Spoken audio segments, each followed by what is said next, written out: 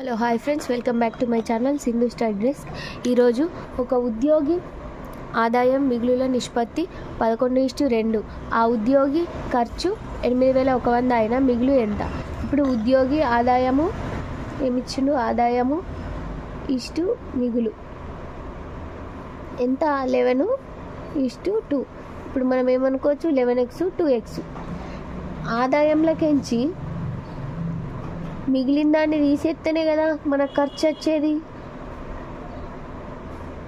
అంటే మన ఖర్చు ఇచ్చింది, ఇక్కడ ఖర్చు ఎంత? 8,100 ఇచ్చింది కదా. అంటే ఆదాయం 11x, మిగులు 2x అనుకున్నాం కదా. అవిటి ఎంత? 8,100. అంటే 11x - 2x ఎంత అవుతాయి? 9x. అంటే 9 భాగాలు ఇంత అన్నట్టు. ఇప్పుడు ఈ 9 81 0 0 x = 900. అంటే మనం ఒక భాగంని కలుపుకున్నాం. ఇప్పుడు మిగులు ఎంత? 2x ఉంది. మిగులు 2x = 2 × 900 = 9 2 18 1800